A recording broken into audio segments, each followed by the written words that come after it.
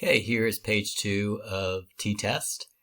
There are just a few problems on this page. Petra noticed that one of her apple trees grew in the shade and the others did not. She wanted to find out whether apples from the tree in the shade weighed less than those in the sun. So she picked 9 apples from each tree and weighed them in grams. Remember, you don't have to have the same number in each data set.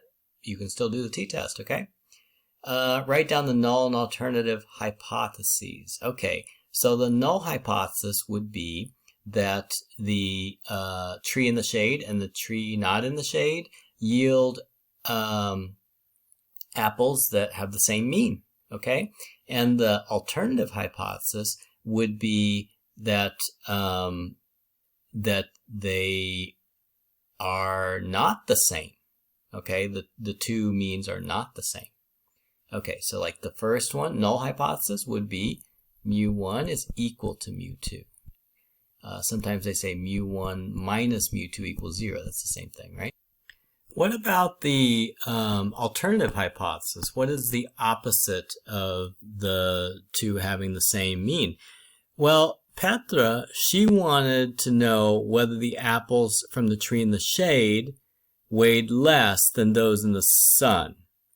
Let's say that the tree in the shade is 1 and not in the shade is 2. So she wanted to know if the apples in the shade weighed less than the sun. So that would be mu1 less than mu2. So the alternative hypothesis is that mu1 is less than mu2. Okay? All right. So is this a one-tailed test or a two-tailed test? Well, if you're looking at only the possibility that one is less than the other and not equal to, which could be less than or greater than, then this would be a one-tailed test.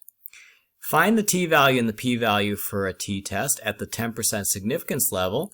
Okay, so over here I did stat edit and I put the mu1 and the mu2 data in the L1 and L2 columns respectively. And then I'm going to do stat test.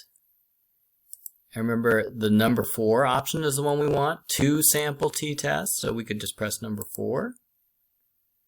And then we're going to put data L1, L2, 1, 1, and then we're going to put the alternative hypothesis here, which is mu1 is less than mu2, so that would be the second option. Oops, I need to move the cursor down. Less than mu2, enter. And then pooled would be yes. We're always going to put pooled for the exam problems. And then we press calculate. So our t-value, which we're not going to interpret, is t equals negative 0.687. And our p-value is equal to 0.251. Okay? And let's see, how do we interpret that? Well, the p-value is going to be compared to the significance level of 0.10, 10%.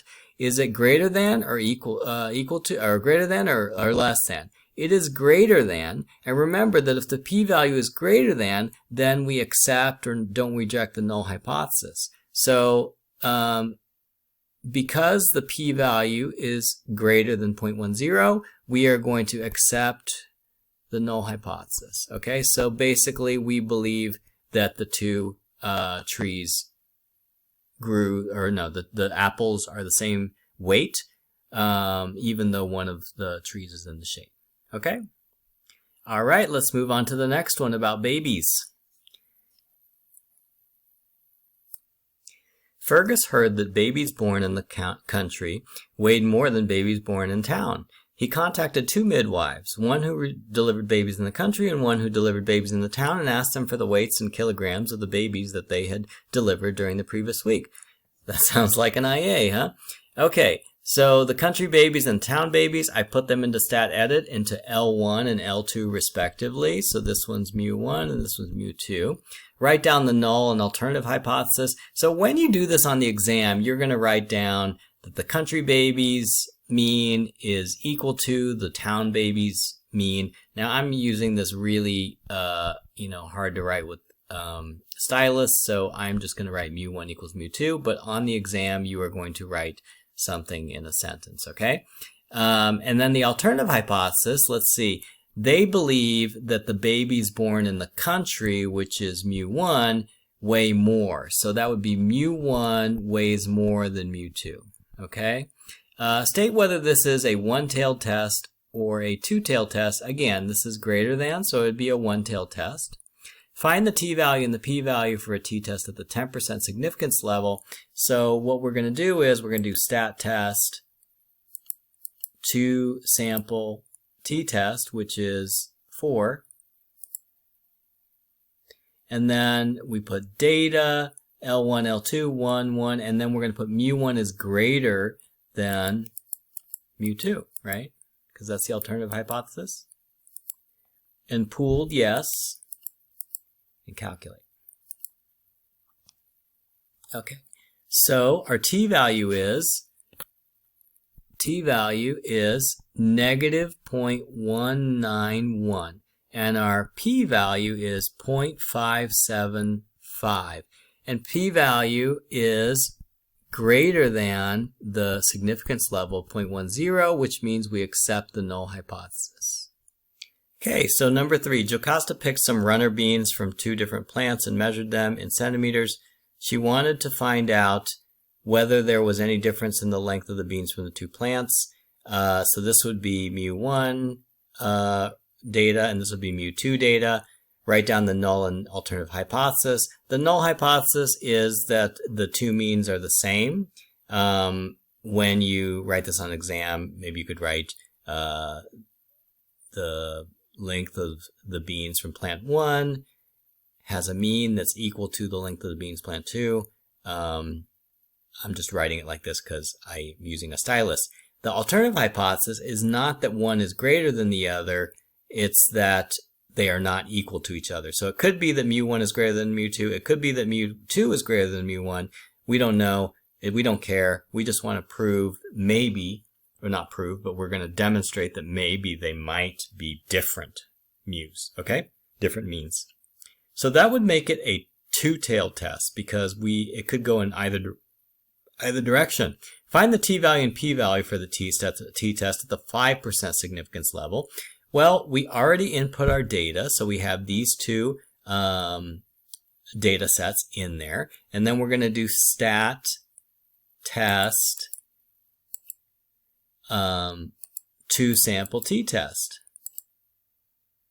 And then we are going to